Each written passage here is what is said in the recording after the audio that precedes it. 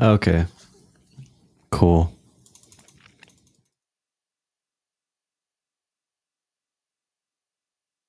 Maduro ouster is not about securing the oil fields. What is it about?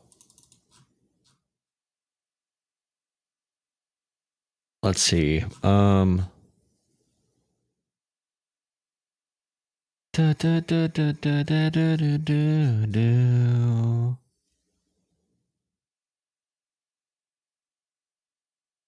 Cool.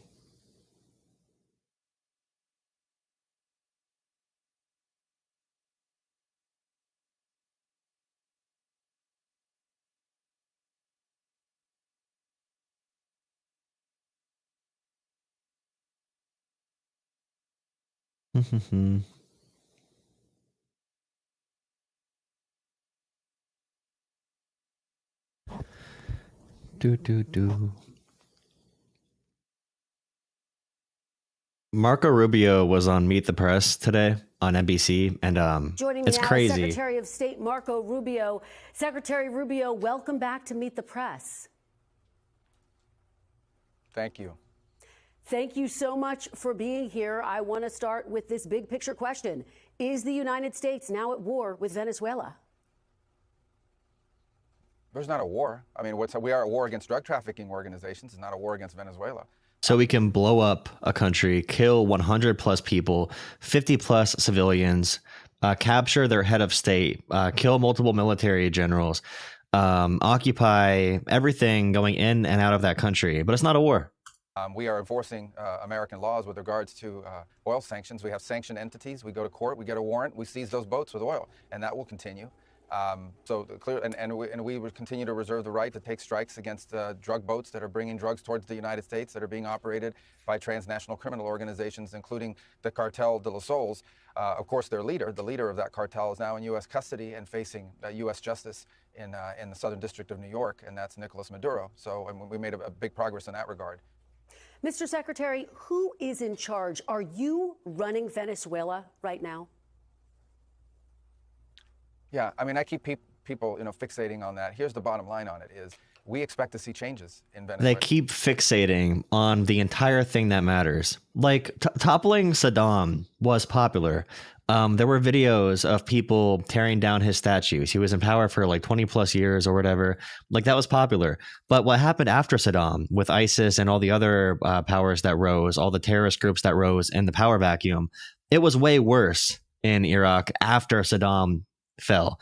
The question of what happens after is the entire thing that matters. Changes of all kinds. They keep fixating on it, dude. How dare they? But the most How dare they? Changes are the ones that are in the national interest of the United States. That's why we're involved here, because of how it applies and has a direct impact on the United States. Okay, we are not going to be able to allow in our hemisphere a country that becomes a crossroads for the activities of all of our adversaries around the world. We just can't allow it. We can't have a country where the people in charge of its military and in charge of its police department are openly cooperating with drug trafficking organizations. We're not going to allow that. These things are direct threats to the United States, and we intend to use every element of leverage that we have to ensure that changes. Please drop a like on the stream. So what he just said there, number one, Russia and China and other countries that are adversaries to America, that are adversaries to us, our enemies, they cannot be allies with these other countries. If they are allies with those countries, we need to overtake all of them and take control of all of them. Okay. And if any country ever has a drug in that country and that drug enters America, all of those countries, America must invade. America must topple their regime and do regime change. By his logic right there, we can invade any country globally. Okay. We can choose any country globally and accuse that government of something, charge them in America, indict them in America, whatever, indict them in America. And then we could just send in our special forces to go seize them. Any leader of any head of state, we could do anything, basically. One I would point everyone to is that our military is helping the Coast Guard conduct a law enforcement function, which is not just the capture of Maduro, but the enforcement of our sanctions. We go to court, we get a warrant, we seize the boats. And we think this is tremendous leverage, incredible. I thought you blew up the boats. We intend to continue to use. Oh, the other boats with the oil on it. You don't blow those up. That are benefit to the American people. And by the way, we believe to the people of Venezuela as well. But Mr. Secretary, I think there's a lot of questions about who the point people are. during this transition. President Trump said, we're going to run the country. So is it you? Is it Secretary Hegseth? Who are those people who will be running the country? They are also making the argument that essentially anything around America in North or South America, the U.S. has a right to seize that country. That is the argument being made right now. Specifically. Trump today threatened another strike against Venezuela. He threatened Cuba, Mexico, Colombia, Iran, and also he threatened to invade Greenland, to annex Greenland. Okay, so Trump today made those threats. And after he did this insane shit, you can't take anything off the table. I can almost guarantee you, we're less than a year into the Trump presidency. By the time this is all said and done, I think Trump is going to be striking, maybe even within a year, he'll be striking sovereign Mexican territory.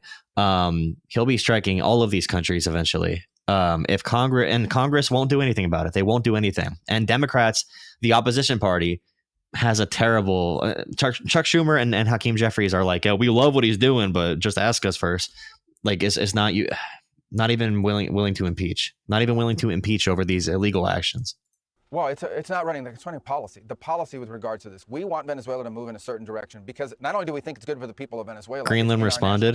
It either touches on something that's a threat to our national security or touches on something that's either beneficial or harmful. And are you involved in that transition? So Trump touches on something, all right. Well, of course. I mean, I think everyone knows I'm pretty involved on politics in this hemisphere. Obviously, the Secretary of State and National Security Advisor are very involved. Rubio really wants Cuba. The Department of War plays a very important role here, along with the Department of Justice, for example, because they're the ones that have to go to court. So this is a team effort by the entire national security apparatus of our country, but it is running this policy. And the goal of the policy is to see changes in Venezuela that are beneficial to the United States, first and foremost, because that's who we work for, but also, we believe, beneficial for the people of Venezuela, who have suffered tremendously. We want a better future for Venezuela, and we think a better future for the people of Venezuela also is stabilizing for the region and makes the neighborhood we live in a much better and safer place. President Trump said the administration is working with Maduro's Vice President, Delcy Rodriguez.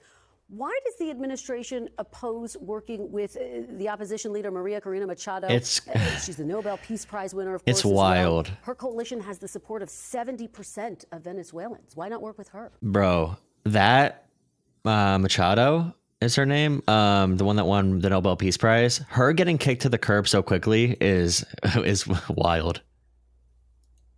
Well, a couple things. First of all, Maria Corina Machado is fantastic, and she's someone I've known for a very long time, and she Machado. That whole movement is. But we are dealing with the immediate reality. The immediate reality is that, unfortunately, and sadly, but unfortunately, the vast majority of the opposition is no longer present inside of Venezuela. We have short-term things that have to be addressed right away. Wait, okay. So if we trust the opposition's election numbers, they claim that Maduro only got 30% of the vote. The opposition party, according to their own numbers, got 70% of the vote. Now, the Venezuelan numbers said that Maduro won by like 10% or something.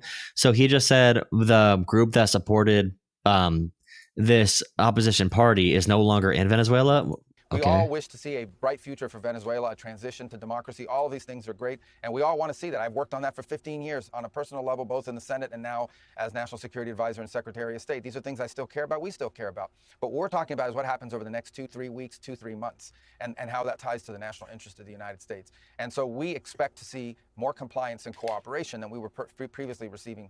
With Nicolas Maduro, you could not make a deal or an arrangement. Although he, by the way, was given very generous offers. He could have left Venezuela as recently as, a week and a half ago. There were opportunities available for him to avoid. I think they cut a deal, bro. Maduro right now is smiling his ass off. Like, if you look up a picture of Maduro anywhere, obviously we need to use Twitter because the entire world runs on that right now. But if you find a picture of Maduro, in every photograph, he is smiling. He's having a good time. He's posing for pictures. He's saying, Happy New Year. Have a good day. I think they did make a deal. Okay, I think they did make a deal. They said, we're coming in, we're going to come in, we're going to do some bombing runs. We're going to, because his government's still in power. His government is still in power right now. His handpicked successor is in power. We'll see how the legal cases turn out. But like, they pardoned the former Honduras president who brought 400 tons of cocaine into America, targeting Americans specifically. But yeah, bro, he's been chilling. I don't know what's going on. It's so weird. Avoid all of this because he's not someone we can work with. He suckered the Biden administration into stupid deals. He's made a career out of not keeping deals. Yeah, there's got to be a deal. How to save himself by buying time. And in TikTok President chat. Trump was not going to fall into that trap. So now there are other people in charge of the military and police apparatus there. They're going to have to decide now what direction they want to go. And we hope they will choose a different direction than the one Nicolas Maduro picked. Ultimately, we hope this leads to a holistic transition all the way around in Venezuela, societal, political, all of that. Trump wants the current regime to stay in power. How are the people better? They might just back off it. So there's a couple outcomes here. One can be that Trump goes completely batshit crazy and starts a global conflict and just says we're going to seize Cuba, Venezuela, Panama, Greenland. We sever ties with the EU. We let China take Taiwan, basically, because the entire global order is gone, basically, if Trump does that. And he's gonna use the war we conduct in Venezuela and Cuba. He's gonna move up on through South and Central America, cause major disruptions in Mexico, create a huge migrant crisis, and then use the foreign policy disaster to use things like the Alien Enemies Act, but to find legal justification for it, because the Supreme Court ruled 9-0 that they could not use that act in the way they did. The Alien Enemies Act. They could use that. They can use that for a domestic crackdown as well. That is the worst outcome here, which it might happen. This regime is very unpopular. Trump's very unpopular. They have no electoral future whatsoever. They are not going to leave power. The J.D. Vance, Donald Trump, Stephen Miller, even if Trump passed away from old age, they will not leave power willingly. Okay, they will cheat. They will lie. They will steal. They're going to try something. I don't know how bad it's going to be, but that's one option. Another option is it's in the middle. They're so unpopular that they kind of get cold feet. They don't move forward with the full plan to try and stay in power. I don't think that's likely. Another option is that they back off of this and they say it's all for show and they keep the current regime in power in Venezuela and they don't move further in Cuba or anything. But like, bro, they want Cuba. They're going to go after it. Trump, the way he used tariffs against our allies and everything, he found his toy. His new toy now is regime change, and he's going to keep on doing it. And if the American people don't stand up in a real way, like a huge way, like a 75% majority way, we are pretty screwed. It could be a whole range of those outcomes moving forward. It's hard to say. All of that. But right now, we have to take the first steps, and the first steps are securing what's in the national interest of the United States and also beneficial to the people of Venezuela. And those are the things that we're focused on right now. No more drug trafficking, no more Iran, Hezbollah presence there, and no more using the oil industry to enrich all our adversaries around the world and not benefiting the people of Venezuela, or frankly, benefiting the United States and the region. You talk about a holistic transition. I think there's a lot of focus on potential elections. How soon will elections be held? Within 30 days, Mr. Secretary? Never. Elections? Well, look, this is a country that's been governed by this regime now for 14 or 15 years. The election should have happened a long time ago. I thought they were all free. I thought they were free already. They refused to count the votes. I thought they were all celebrating. So all of that, I think, is premature at this point. There's a lot of work to be done here. Right now, what we are focused in, let's be realistic here, what we are focused on right now is all of the problems we had with when Maduro was there. We still have those problems in terms of them needing to be... The Trump supporter in YouTube chat right now, Venezuela is celebrating you people are bad people for wanting them to suffer. It's just so low IQ, and anybody who says that is a immoral abomination. Because obviously we hate brutal dictators. We hate them. Trump is the one that fantasizes about Kim Jong-un and Putin, and he wishes he had Hitler's generals and all that bullshit. We hate dictators, but we also hate a U.S. president violating our Constitution and doing overreach to do regime change especially after Iraq and Afghanistan, which, Iraq and Afghanistan had much more valid justification, and that was not justified in the way we did things. But it had more justification, much more justification than this does. Addressed. We are going to give people an opportunity to address those challenges and those problems. Until they address it, they will continue to face this oil quarantine. They will continue to face pressure from the United States. We will continue to target drug boats if they try to run towards the United States. We will continue to seize the boats that are sanctioned with court orders. We will continue to do that and potentially other things until... Trump said we'll worry about Greenland in 2 months. Let's talk about Greenland in 20 days. Brother. The things we need to see addressed are addressed, because ultimately, above everything else, we care about elections, we care about democracy. Trump on kidnapping Colombian President Petro. It sounds good to me. We care about all of that, but the number one thing we care about is the safety, security, well-being, and prosperity of the United States. Midterms, and that's what bro. We're focused on first and foremost here, and that's what these policies, these changes we need to see made are about. Okay, significant there. You say you will continue to seize boats when necessary. I want to ask you about boots on the ground. A lot of attention on that. Trump said he's open to it. About the possibility of U.S. boots on the ground, he said, "quote We're not afraid of it." We're not afraid of it. How many U.S. forces anti-war right president now in Venezuela?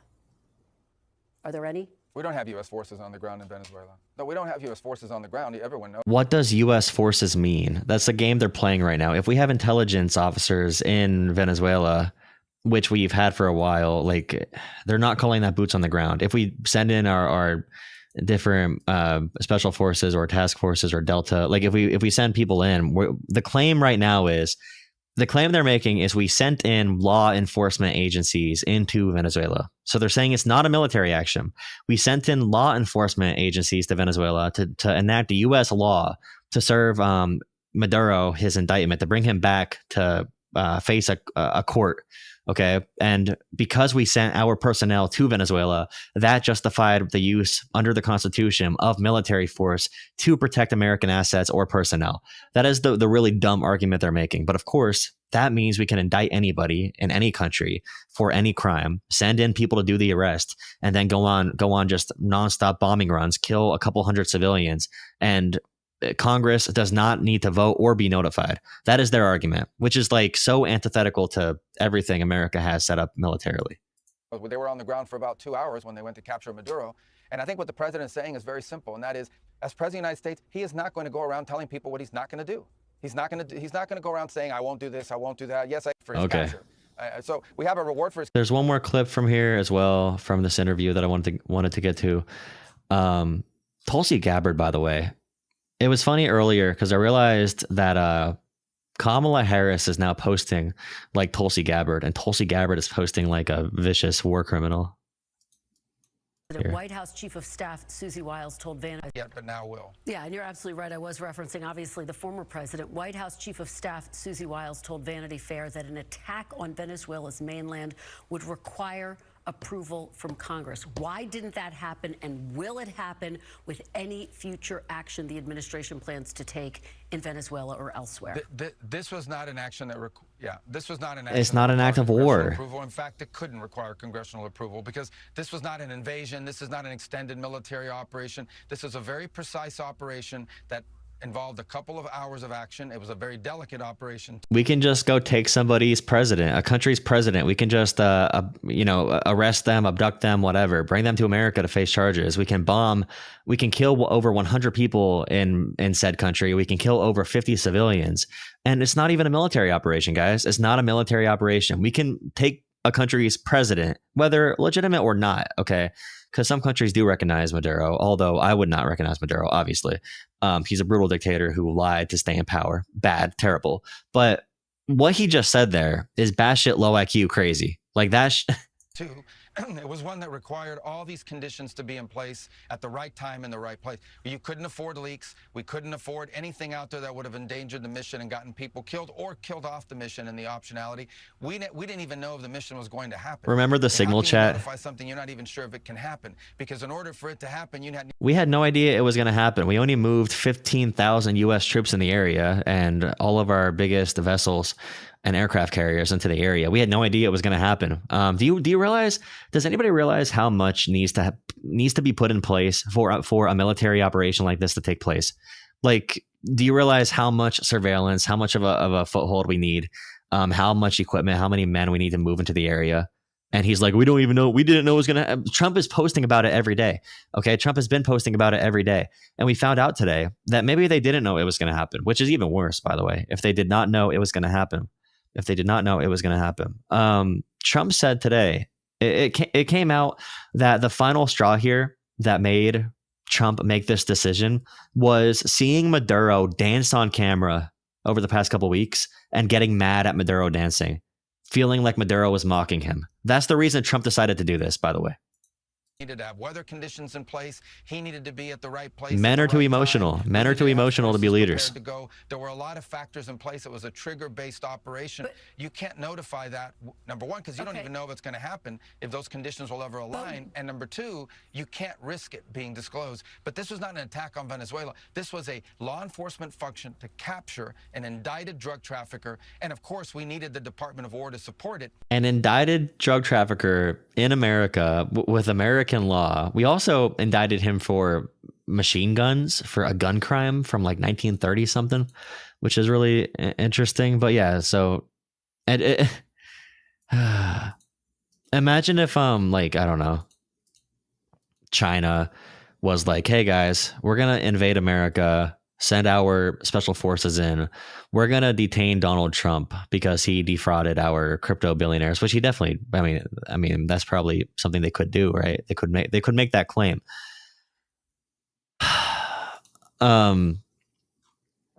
Imagine if another country just came in and took our president and said, well, we indicted them in our country, bring them with us, we're gonna try them with our court system. It's just, because they do have anti-aircraft missiles that could shoot down those helicopters. But we had to take down radars. We had to take down those anti-air elements on the way in and on the way out, and that's what this was limited to. But will you seek congressional approval for any further action in Venezuela or the region? Well, we will seek congressional approval for actions that require congressional approval. But which, by the way, is nothing, because Congress refuses to. I guess they might vote next week. But it's just like, oh, if it requires approval, how do you know if it requires approval? Who makes that decision? Like, oh, we can just do things. Well, if it required approval, we would ask. Trust me, bro. Please drop a like on the stream. Thank you for watching. If you want to call in, you can call in. If you're watching on TikTok right now, I'm resetting my TikTok stream. Come to YouTube, Joel Up Politics. If you're on any other platform, join the main stream to chat in here. That's the chat I'm reading right now. If you want to watch it and chat with me, join YouTube. I'm on YouTube Shorts mostly right now. But yeah, thank you for watching. This is really fun. All right. I might actually make that a YouTube video. I haven't done a YouTube video in forever. Nice. Okay, so what else happened today? Nothing really. Aw, you so butthurt? Trump's your daddy. Trump is your daddy. No matter what you say, right? You're the minority. Nobody likes you. Nobody likes how you think. You can't even have a civilized debate. It's okay to disagree. That's what makes America great. The problem is with you left, all you guys do is focus on hate and divisiveness. That's it. Doesn't matter. Why do these raging homosexuals keep leaving me voicemails, dude? Like, what's going on?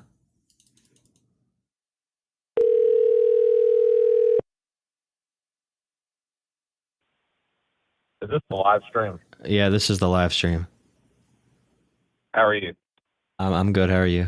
I'm good.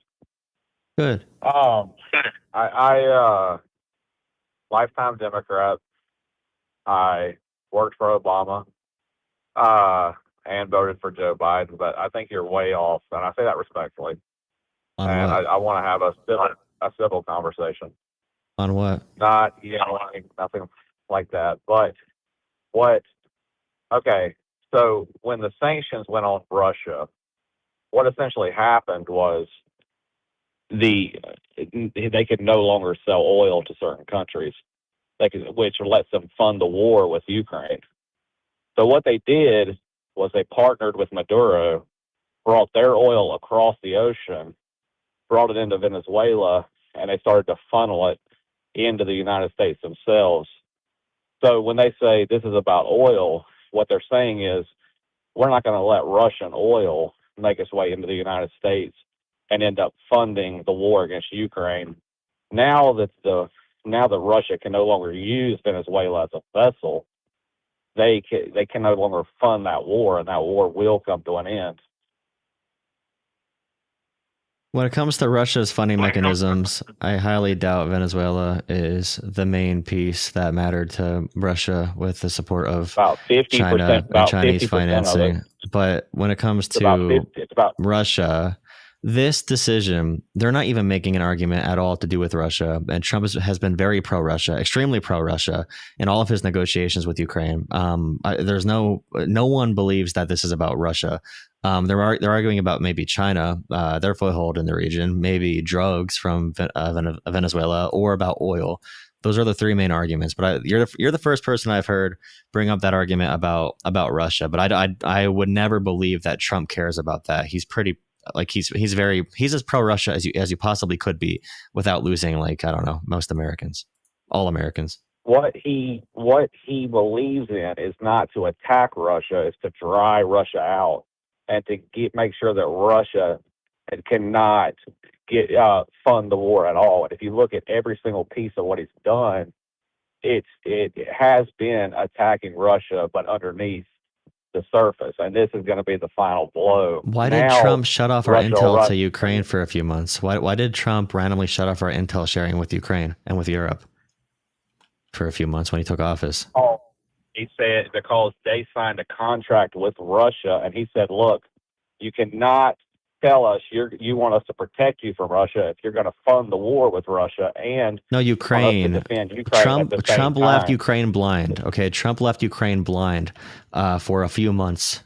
He took away intel sharing, took away any surveillance or mapping or any advanced aircraft or satellite monitoring. Like they stopped sharing intel with Ukraine, which resulted in hundreds of extra deaths because Ukraine could not accurately use any of the missile defense systems.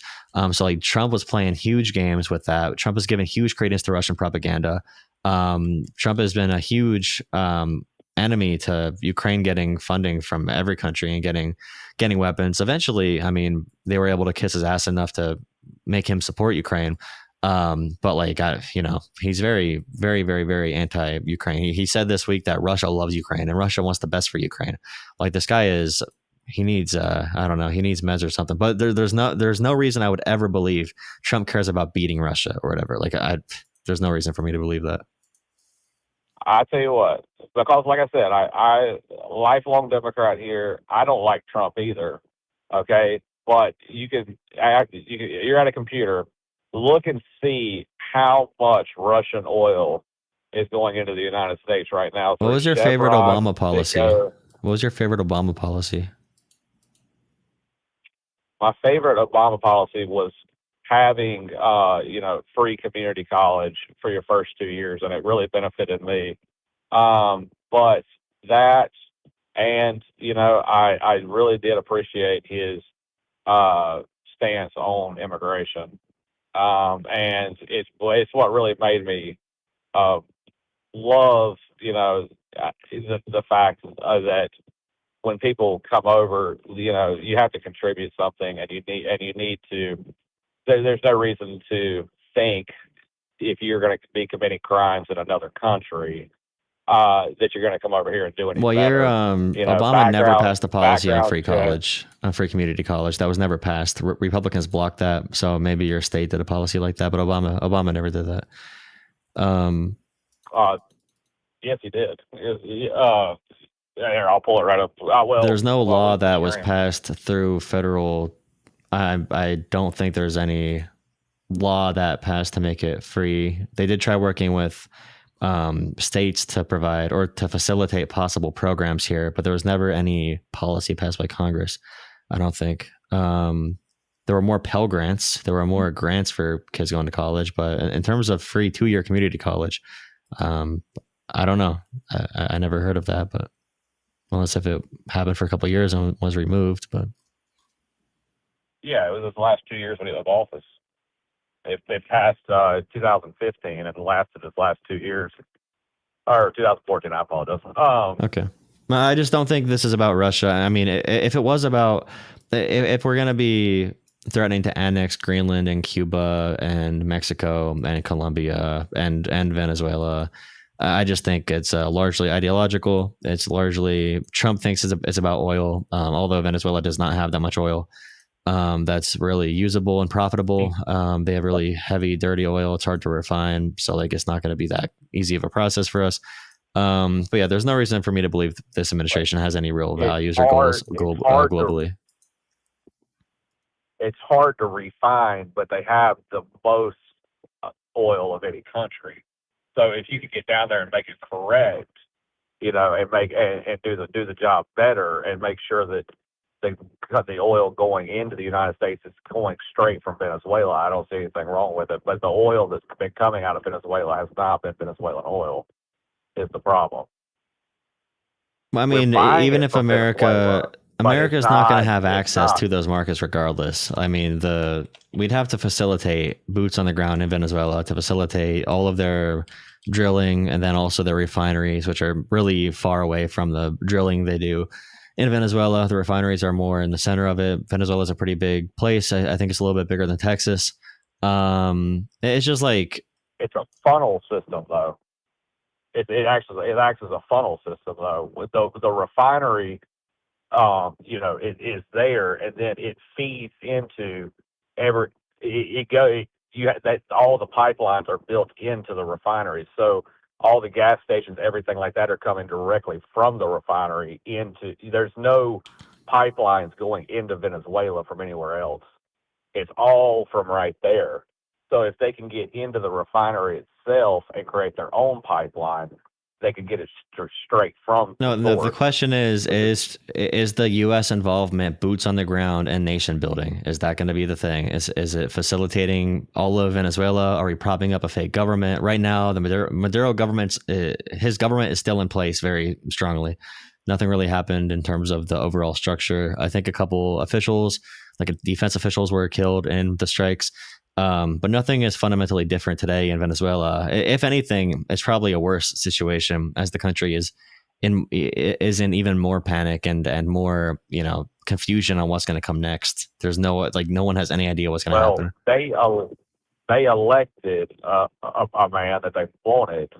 Okay. And people are all a regime change and everything. They elected who they wanted to lead the country.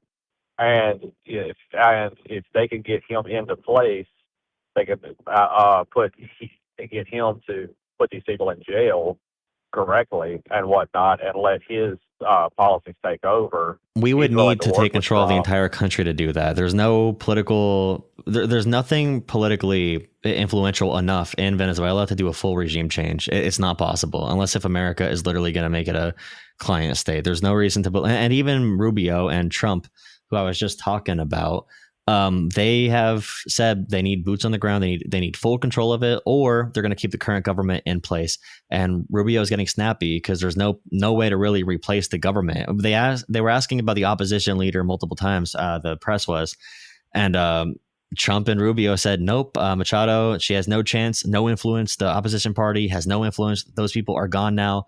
So we're just going to let it ride, I guess. They have given no plan at all. So, I mean, I would assume things are going to get worse for Venezuelans, but I don't. I have to respectfully disagree. The reason is because that was his vice president. She said, we'll work with you. And then she turns around and says, no, we won't work with you. Obviously somebody in Maduro's got to her or something is what it seems like, and they're threatening her, and they're saying, look, we're going to put you're going to follow our plan. But the thing is, they were able to go in and get the guy in 4 hours without a single American dying, a single plane getting shot down, and destroy their entire Air Force system. I think they'll be fine. I think they'll. I don't think that's good at all for global politics whatsoever. If we're going to just invade a country, act like killing 100 plus people is nothing, is bloodless, because we're not the ones that died. Like, we can't do that as a country and then try to and then say China's bad for invading Taiwan, or say Russia's bad for invading Ukraine, or even be mad at terrorist groups like ISIS. If we're going to go in and just slaughter people and violate laws and even our own laws and do all this stuff, there's no reason for any country globally to follow any rules. If America is going to do this with a bunch of random countries that the president chooses based off of whatever his advisors say gets him the most clout and oil. Trump is making 6-7 jokes. He's making a bunch of kid jokes in the press conference because they think it's so freaking damn funny that we're killing a bunch of civilians in these countries, and Venezuelans are shitting their pants today in Venezuela. The people that survived the airstrikes are like, what the hell's going on? Why did Joe Biden put a $25 billion bounty on Maduro then? Maduro is a bad guy. Yeah, I think Maduro is really bad, and Maduro could work with. He has been working with Russia and China. That's not a good thing. That does not negate any point I made. Maduro is really bad. Okay, and I understand your argument and whatnot, but you know, if somebody's been warned 6 or 8 times and he comes out and says, "Hey, come get me," I'm not gonna. I don't care. Don't you think that you know, at that point when they say, "Look, you know, you can't unleash every single prisoner in your prison and let them come into our country." That never happened. That's a fake thing. That never happened. That's a Trump line, because Trump says they released their asylums. There's no targeted releasing of prisoners from Venezuela to America. That's not happening.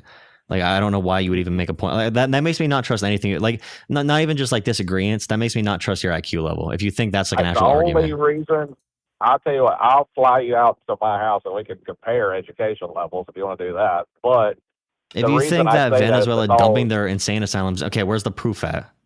Where's the American proof at? The only reason I know and I'm positive of it is because in my line of work, people come and tell me, "Hey, I'm from Venezuela," and they emptied the prison. And that's such a really good. Wow, a guy came up to you and said, "Hey, dude, I'm from Venezuela.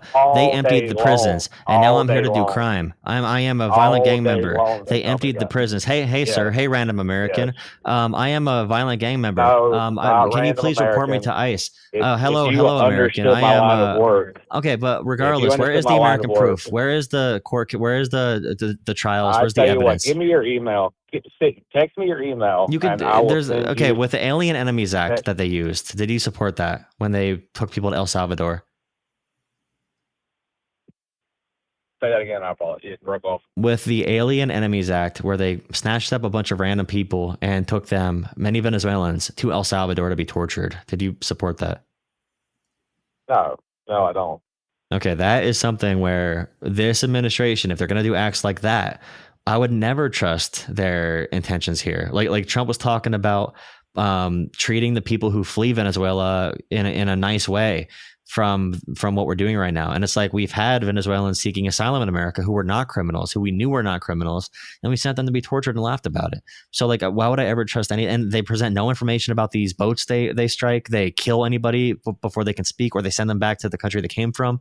They don't even try them in American courts. So I would just like, there should be one piece of public information anywhere that you could just like tell me about. It shouldn't need to be a random email. I mean, this should be something, if the administration is going to put videos up of us just like killing random people on boats and make it a big spectacle and make it a big haha joke, funny joke, they should have something public, don't you think? Even for public trust. Okay, first off, those fisher boats, I do kind of laugh. I'm not even a big Trump supporter, bro. I'm really not. Like I said, but anybody with any sense at all could tell there's fisher boats on there that are alerting submarines below that a plane's coming by. They shoot them down and then they find the submarine. I mean, it's clear as day. When did that happen? Which of these scenarios did that happen? No, just watch the videos. I mean, just watch the videos. Hey, I saw the videos. There was no claim of that. There was no claim of that even happening. There was no fire at U.S. aircraft. There was nothing from these boats. There were people saying SOS on a boat that we double tapped and killed them. Oh, no. I'm not saying they attacked a U.S. boat. I'm saying they're alerting the boat underneath them that there's an airplane above. That doesn't matter. Like, again, I feel like they would say that. But also on these boats, the only evidence we've gotten from these boats, physical evidence, is marijuana and cocaine. And they claimed it was fentanyl, and they said fentanyl is a WMD, and because fentanyl is a WMD, we can just kill people randomly if we think they have fentanyl on them. That whole line of reasoning is insane. Well, overdoses were down 91% last year. Okay. Yeah. So from Biden's peak. There was a peak in like 2023, and under Biden, 2024 and 2025 will be the biggest decrease in American history under Biden. And then Trump took office, and it's still going down, but it's not from us killing. And that's not even the same conversation. when they kill these people and they say fentanyl's a WMD, it's the fentanyl's not on these boats to begin with. It's not on the boats. Why are we blowing the boats up? They had to get on the boats because they can't get across the border anymore. So you're saying, okay, again, there's no proof of anything but marijuana and cocaine on these boats that we blew up. Okay, that's fair. There's no proof of, and some of these boats were not going for America. They were going to other countries in Central America or South America. They were not coming to America. These boats weren't. Okay, where were they going? They were going from, I think one was going from like Venezuela to Colombia or in between other Central American countries, and many of the boats would have had to refill like 40 times and would not have been able to make the trip to American land. So we just kind of struck them for funsies. And the Secretary of War, Gay Pete Hegseth, he just laughed about it. He's like, we can kill whoever we want. And that America should not be respected by other countries. I would never expect another country to respect that. We force people to respect us now based off of us just having the ability to blow them up. But that is a dishonorable, dumb America that's going to lead to a very bad outcome globally. I'll give you a final word on this. Okay. All right. And like I said, I respect it being civil and everything. But if you think those were just Fisher boats, man, I'm sorry. You just I didn't say Fisher wrong. boat. I said cocaine and marijuana were on the boats. Even if it was fentanyl, we should not be striking them. We should be detaining people. We should be seizing the boats with our Coast Guard, like we would always do, and trying them. And if they're actually parts of criminal drug networks, then we can detain them and find out where the networks are. We wouldn't just kill all of them and erase all the evidence. They refuse to let any evidence come out to the public because they know it's full of shit. And I have not said once that they're only fishing boats. I said cocaine and marijuana. I have not said fishing boats once, dude. Okay. Do you think those should be coming over to the United States? There's a lot of boats that shouldn't be coming to the U.S. I think McDonald's shouldn't be serving burgers in the U.S. because their number one cause of death is freaking like heart disease, and red meat and McDonald's fast food is a big cause of that. But I'm not saying we should be striking people with the U.S. military. The Sackler family, Purdue Pharma. Well, the opioid epidemic. They should be in jail. I don't think the military, for the opioid epidemic, those pharmaceutical CEOs should be in jail. They should not be struck by the military, but they should be in jail. And Trump pardoned the former president of Honduras who brought 400 tons of cocaine into America. So I know they don't care about this at all. That's fair too. But there is no world that Maduro being in Venezuela right now is better at all. And yes, you just do some research into how much Russian oil was funneling through Venezuela. And I'm telling you, give it about 4 months, that war will be over. Okay, well, that's not anything of what I was claiming, but I appreciate the call. Hope you have a good night. Thank you. See you. That's going to be my new pet peeve. I think I said many times cocaine and marijuana on the boats, and he did not talk about that point at all, other than should the boats be coming here? Should the boats be coming here? If an American citizen is bringing fentanyl to America to sell in America, should we strike that U.S. citizen with American drones? Well, they're bringing I mean, what are WMDs? Chemical weapons, nukes? Like, what are we talking about? WMDs? What are we saying for WMDs? What are we saying? Are we saying ballistic missiles, or what are we counting as WMDs now? Cocaine is a WMD. I guess a McDonald's burger is a WMD. I guess Tylenol is a WMD. I guess anything bad in America, we can just blow it up.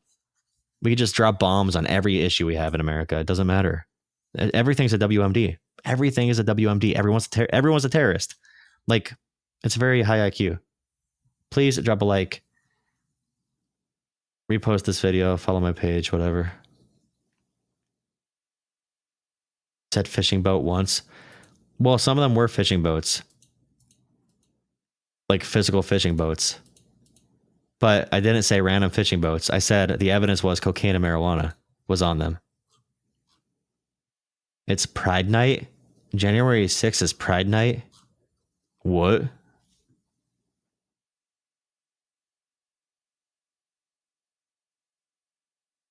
Thank you for watching. Thank you for the 1 rose on TikTok. Appreciate appreciate the 1 rose. It's really cool.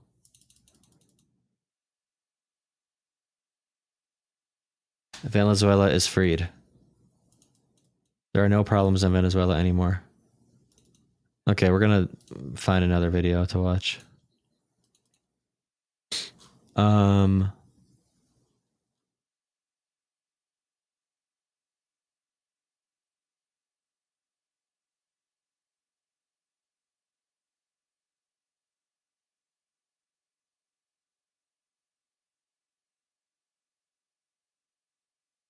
So Trump is now threatening every country that he wants to threaten, south and maybe north of us, with annexation or stealing their leaders or whatever, just taking control of the country. So he's gone after Cuba, he's gone after Colombia, Mexico. He wants to invade their sovereignty and strike inside their countries as well. He wants to take Greenland, bro. And they were asking Trump a bunch of questions about this. And right here, Trump just says, oh, Colombia is very sick too, run by a sick man. Now, we have a very sick neighbor. It's not a neighbor, but it's close to a neighbor. And that's Venezuela. It's very sick. Colombia is very sick too, run by a sick man who likes making cocaine and selling it to the United States. And he's not going to be doing it very long, let me tell you. What does that mean? He's not going to be doing it very long. He's not doing it very long. He has cocaine mills and cocaine factories. He's not going to be doing it very long. So there will be an operation by the U.S. and it sounds good to me. It sounds good to me. That's our foreign policy right now. And remember, Trump decided to do this in Venezuela because he got mad. Maduro was dancing on social media. He was dancing and singing John Lennon on social media. And Trump saw this and got pissed off and felt like Maduro was mocking him. And that's what made Trump, that was the final straw for Trump, killing 100 plus people in Venezuela and taking their head of state, whether legitimate or illegitimate. Like we don't like Maduro, but I hate even adding that caveat. But yeah, dude, sounds good to me. Sounds good to me. Oil reserves in Venezuela. There's about $17 billion of oil reserves in Venezuela. Oh, you mean trillion? There's about 17 billion Trump says. worth of oil reserves in Venezuela. Is that going to be More? And is that going to be something? Say billion or trillion? I said billion. You said 17 billion? It's much more than that. Okay. Bro, this guy is far worse than Biden is mentally. Biden is slow. He is deteriorating 100%. But this guy who believes that when he goes to the doctor's office and he gets a picture of animals and he has to pick out which one is a giraffe, he believes that's an IQ test. The same guy says that Russia loves Ukraine. This same guy, bro, that thinks there's $17 trillion of oil reserves in Venezuela. Dude, I think $17 trillion is more than how many countries' GDP is that? Is that all countries? So what is going to happen to those reserves? We're going to run everything. We're going to run it, fix it. We'll have elections at the right time. But the main thing you have to fix, it's a broken country. There's no money. There's inflation. Like we would have had, if I didn't win this election, we would have been Venezuela on steroids. Lindsay would know. You can just say shit. You can just say shit. We would have had a doubling up of very bad things that cost us a lot of money, like welfare, frankly. We wouldn't have had jobs. And instead of having $18 trillion in, we would have had at least $5 to $10 trillion. He also believes that we have $18 trillion in investments in America right now from his amazing deals. Because they tell him like, oh, Donald, you're doing so good today, buddy. Like a 2-year-old. Like, oh, you got so many trade deals. $17 trillion. Wow. And he claps like a dumb seal because he's stupid. To travel 24 hours in an airplane. This is Venezuela. It's in our area. The Don Road Doctrine. So is that what you would The say? Don Road Doctrine is also dumb. Nation building now? We're in the business of having countries around us. Nation building. Viable and successful. Okay, we're not in the business of nation building, but we do need the countries around us to be viable. And, we need to be concerned with interests within America, only inside America. But also, it's very America first to make sure our neighbors are on their best behavior. It's very American first to make sure we have best behavior from our neighbors. All right, so we need to invade other countries. We need to invade them. They can justify anything. We're pro peace in the Trump admin, but also we're going to rename the Department of Defense the Department of War. And where the oil is allowed to freely come out because that's good, it gets the prices down. That's good for our country. Now, we have a very sick neighbor. You can't take a chance after having done this incredible thing last night of letting somebody else take over, where we have to do it again. We can do it again, too. Nobody can stop us. There's nobody that has the capability that we have. You know, when I watch that war in Russia going on and on and on and everybody dying, and it's like, it's primitive. It's primitive. It's horrible. It's really horrible. Could you tell us, Mr. President? But we can't take a chance after having done. Thank you so much for $5, Sri, King Sri, and Howard. Thank you so much for $10. Thank you so much for the good aura. For good aura. Thank you so much for $10. If you want to donate, Draw Up Politics on Cash App or Venmo. Draw Up Politics. You can leave a message. If you want to guarantee a call in, you can support the show. Send $10 with your phone number. If you want to guarantee a call in, really appreciate it. Thank you. Thank you. Thank you. I'll do another phone call. I'll probably do one more phone call. $8 a gallon. Don't pay this guy. Shut up. Thank you for the rose, Vandred. This was not an invasion. It was liberation. Yeah, dude. It's like Victory Day.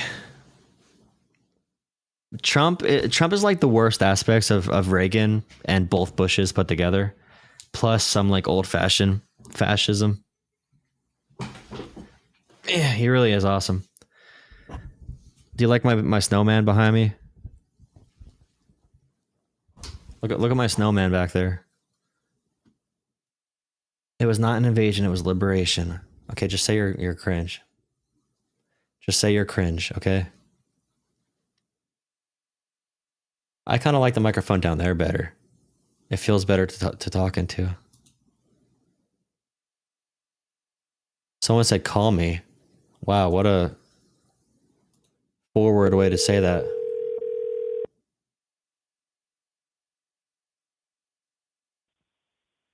Hello?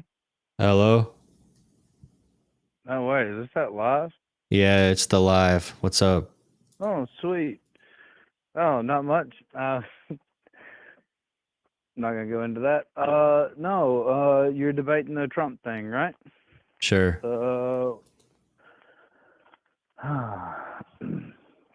I mean, I support him over the current administration setup that we've been given. Lesser of two evils kind of deal, and definitely the lesser.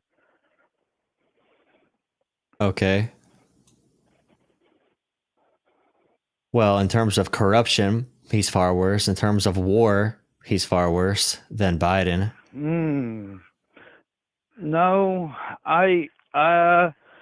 what do you know under war under Biden? I'm not going to go into my personal. What do you know under war under Biden?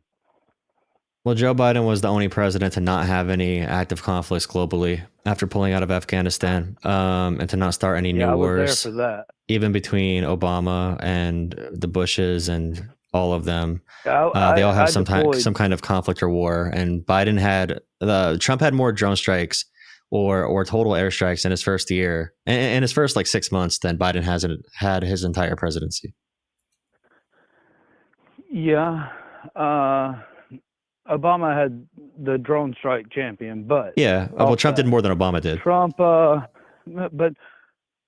I deployed during a lot of administration, and I'll go ahead and tell you, the way we pulled out of Afghanistan was the most lucrative thing I've ever seen. There's no military strategist that would have gave the go-ahead to pull out of Afghanistan the way we did. Nobody that has ever stepped foot overseas would say, yeah, let's back out and basically give it back to the regime that's been running it, along with a holy hell hump of money because we gave them a bunch of armored equipment that basically, whack the console with a hammer a couple times, make sure they can't turn the key to it, and leave it alone. What? I mean, we can criticize Biden as long as we can criticize Trump, who set up the entire thing. Didn't volley it up like that, and but Trump did, right? I mean, Trump reduced our at the time. No, but what did the thing about Trump though? The original pullout date was much earlier in the year, I think in May, and Trump did it for that time to be after the election because he knew it was going to go bad no matter what. I don't think there's ever a scenario where America pulls out of Afghanistan without it going terrible. I don't think that can ever happen ever. No, there is, but the issue is 100% honesty. No president will ever get it right. Media gets the hell out of the situation. There's no country the United States of America can't pull out of and us come out on top. There's no. We did come out on. No, the issue is we can't pull out and have it be perfect. That's what people are asking for, because obviously we don't want to see anybody die. No, we don't want to see equipment lost. Basically, there was 2 pieces of equipment we could have sold that would have paid, literally, the price of 2 pieces of equipment over there that we were told to wreck and leave could have paid for all of the equipment to get shipped back home.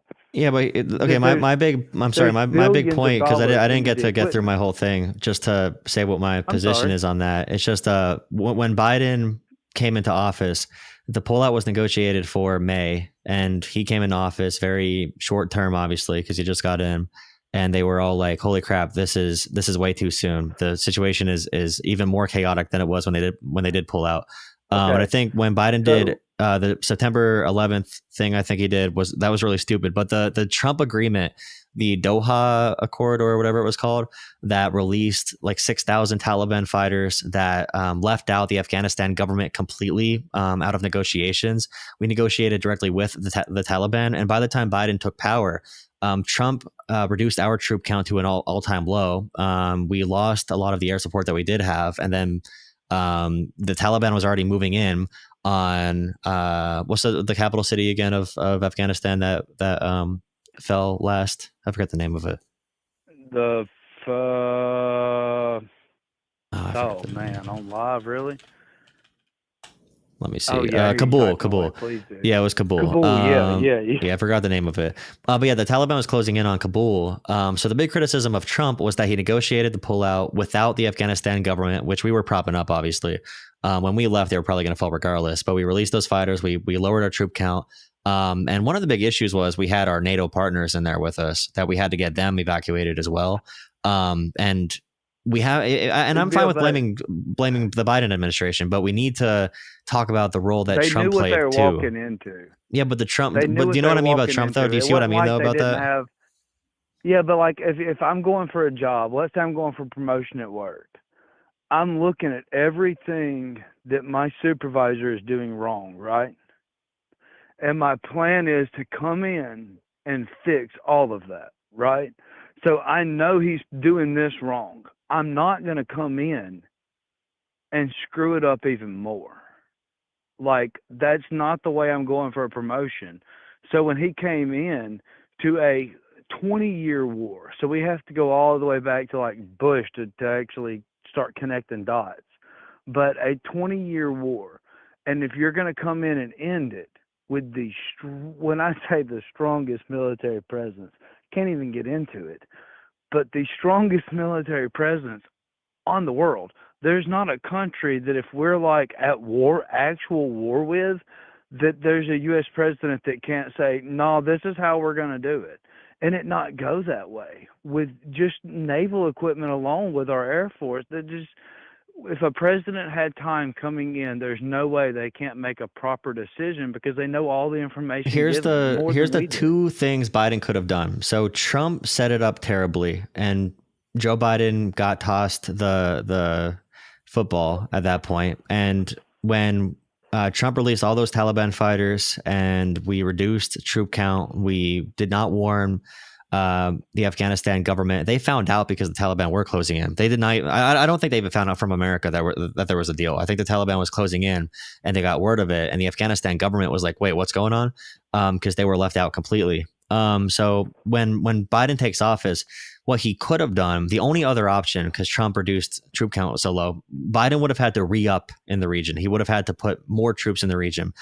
So the political part of it, which is really bad that we have to play politics, but Trump, I still blame Trump for putting us in that position anyway. And we had 5 times, I think we had 4 or 5 times more military members die under Trump than we did Biden. I think Biden had like 16 or 19. Trump had like 60 or 70, which is a terrible way to look at it. But still, there's something to be said about if we stayed in Afghanistan. And conflict is also the thing too. Yeah, duration definitely matters a lot. But then you can say that if Biden would have made the decision to reverse Trump's agreement to put more troops on the ground in Afghanistan, maybe we have even more troops die at that point. I just think it was going to be a lose-lose situation. And maybe there is a way that we could have stayed a few more years, and with good leadership, we could have made a more stable situation. But not even a few more years. Like with the force, if you just got to be there for a day to see it. But with the force America can put on and you're not talking about a country. When we talk about Iraq and Afghanistan, we say countries, but we're from the United States, so we don't understand what a country is. We're talking about Mississippi. How much pressure in Alabama, how much pressure could America put on Mississippi and Alabama? Holy hell. More than they could do to move around. Like, more than they could do to move around. And when you're looking at the amount of force that we had over there at the time, the pullout was worse than a teen at prom. I mean, I agree with the American military force. I agree America's strong. We could just say, no, y'all ain't taking this spot. Y'all are pushing.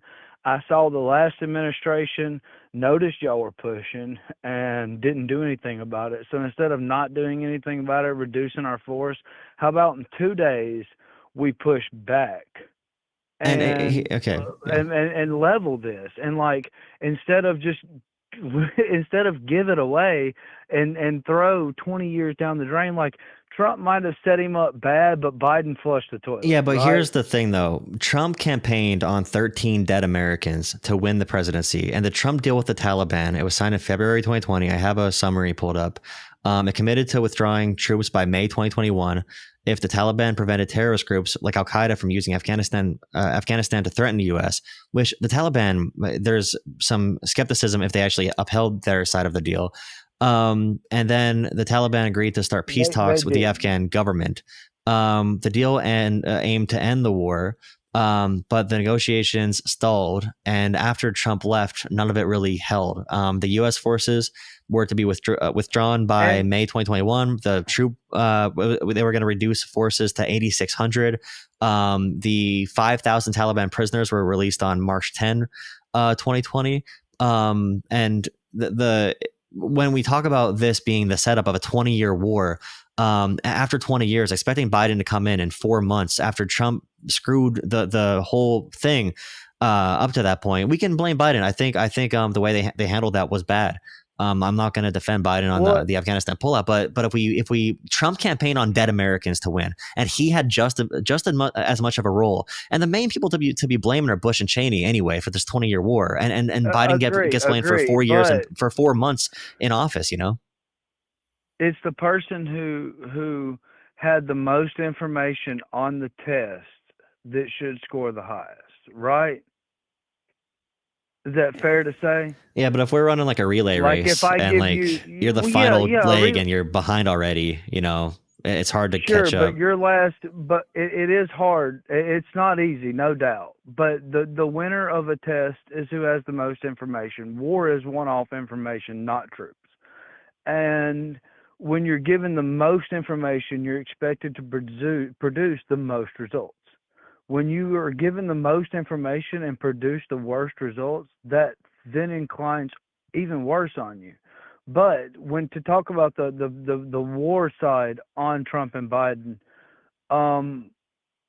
a lot of countries, when Biden was president, urged to go to war, and they always do even now, but less so now. And I'm not going to say that it's not because we don't have a bully as a president. He is a bully.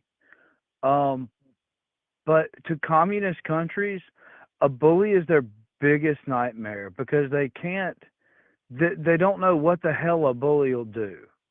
And that bugs them. And that's what America needs in a time of growth from recession, what we about went through COVID. We need somebody that scares the ever-loving shit out of every other country on this planet to let us regrow. A president that don't mind hiring 23-year-olds to dig through government files and say, hey, they're wasting a shit ton of money. One that doesn't matter what the populace says that, oh, dang, these people aren't qualified. No, it's a bulldog that scares everybody. Yeah, I've seen nothing from Doge. Away. I mean, Trump's net worth went from $2 billion when he took office. Now it's over $6 billion. He's making out like a bandit. Oh, like I mean, no. If we want to compare increases of wealth to presidencies, Trump's not the biggest increase. I mean, he made $4 billion in 1 year. What was the Clintons worth before they ever got into offices? I don't know. You make money from being in politics, and you make money from book deals and speaking fees. Their worth was in the hundreds of thousands before they got into politics, and it went up to millions. Yeah, it's like 200 million now. Yeah, but that they made that money from speaking, writing, and consulting. Trump is making money from crypto deals. He's making the person who you don't have the largest amount of Trump's. Do you know Steve Witkoff? By making deals like that. Do you know Steve Witkoff? Yeah. Okay. Trump's special envoy. Trump's special envoy is currently running our foreign policy basically with all these big countries. And he's also a major stakeholder in Trump's Liberty Financial, whatever it's called. And Trump is making kickbacks. And so is Steve Witkoff making kickbacks from government decisions they're making directly. The lawyer that Biden assigned to run a very large office during his congressional time was the same lawyer that represented Al-Qaeda and the Taliban after 9/11. Okay, well, I don't want to get. I mean, I'm going to disagree on those points. I have one thing I want to ask you about because you said you served. I do want your opinion on this because I think what happened to Charlie Kirk was terrible. Obviously, I was really shaken by it. And they lowered flags all throughout America. I have a lot of experience. But I was really, yeah, that was a very interesting. The whole conversation about that was interesting. It's not accurate. Regardless. But the Trump administration, what do you think about the Trump administration lowering the flag all across America, having all these different ceremonies for Charlie Kirk? But we had 2 U.S. service members killed by ISIS on December 13th, and Trump never even talked about it, let alone lowering flags. I just feel like, if we're going to lower flags, it should be for that. I hear you. As a service member, I hear you. If we were to lower the flags every day a service member died, we'd never see our flags all the way up. Yeah, I mean, to be honest, I'd rather that than the podcaster. But what I'm saying, it wasn't just a podcaster though. When you look at it, it was the first person to get a large group of people that disagreed with him together to disagree with him, and he didn't yell. He got aggravated, but let me tell you, you go sit in a crowd of a few thousand people and have him disagree, you'll get aggravated. But he wasn't a mean guy. And if you watch all of what he said and how he said it, he wasn't a hateful guy either. He believed what he believed, and he just wanted people to either accept that or accept the fact that he was going to talk about it. He never said, change your ways or get the hell on with your life and get away from me. He just said he wished you would change your ways because that's what he believed was best. Think that I think Trump had to not talk about it because he lied about getting rid of ISIS completely in his first term. And also Kirk is just like a propaganda agent for them. He's a messenger for their movement. So like there's a bunch of people that are celebrities who die and, should probably get respect from people. But lowering our flags as a country, I'd rather our flag be down whenever our service members die. A lot of the celebrities that died talking and stuff, they didn't. The only thing Charlie Kirk talked about was political, constitutional, and religious beliefs. And all of the three he talked about were so based on this country's founding. So it wasn't like he went out of the foundation of the country. If anything, he was the only person that outspoke the way he did towards the founding of the country. However dark it might have been, however horrible it might have been at times, he was the only person going around to the entire youth, educating them on something more than gender politics. Okay, well, I'll disagree with you on these topics, but I don't want to. I appreciate the call. We're going for around 20 minutes already. I don't want to get too far into another topic because we could probably go all night. But on that, you know, from a so I'll let you military finish. perspective, on the shooting part, I'm a homestead guy. I have over 60 birds on my property. I'm currently digging a pond for my ducks. My deep freeze is full of nothing but duck, chicken, and deer and fish that I catch and process myself. I shoot a 30-06, which is the same rifle they say shot Charlie Kirk, at every deer that I shoot to process for my family. And there is no way through hell and high water that bullet didn't go all the way through. I think it definitely did. That one report where it was like Charlie Kirk's superhuman bones were so strong it stopped it. I'm like, come on, dude. Yeah, it's like, what are you talking about? I shot just the other day. I made a joke, not a joke, but I made a comment. I was like, this is unbelievable. The bullet went through 6 ribs, 4 inches of spine, and got stuck on the other end of the hip bone. And I'm like, and his neck. Yeah, unless if you're shooting Superman himself, like yeah, the Man of Steel not seeing it coming. Yeah, his neck might have caught that one, but other than that, no. I don't know who did it, but Charlie Kirk's assassination was not done by Tyler Robinson. Okay, well, I will disagree, and we can't talk about that on YouTube, or I'll get banned. So I appreciate the I appreciate the call. Sorry. I appreciate the call. I hope you have a good night. I do disagree, but I appreciate the call. I hope you have a good night. Have a good one. All right, have a good one. Interesting. Hey man, you can't debate every topic on the stream. He'll be here all night.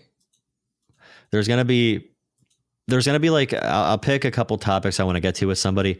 So there were a lot of things in there that I'm like, well, that's not true. I don't agree with that. But obviously I can't get to every one of those. So gotta decide where I want to take conversations. And yeah, that was a conversation. That was a conversation out of many conversations I do have on this channel. All right, I think that might be it for me tonight. I don't feel like doing any other videos. I took enough phone calls. I'm a little bit tired from it. But appreciate everybody watching. Thank you. Thank you. Really appreciate it. I hope you have a good night. Join Discord. Draw Out Politics. Okay, join Discord. Thank you everybody watching on every platform that you're on. Most of it's on YouTube, obviously. But yeah, I really appreciate it. Hope you have a good night. Peace. Thank you. Be back tomorrow around 9:30. Around then.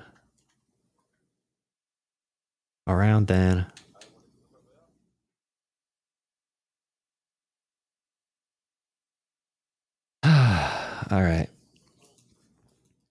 Have a good night. Happy New Year again. Thank you for all the donations. Thank you for the donations on Venmo. Thank you, everyone. Really appreciate you. Thank you for coming back. We're back in action after my month off. A month of traveling and depression. But have a good night. Thank you. See you tomorrow.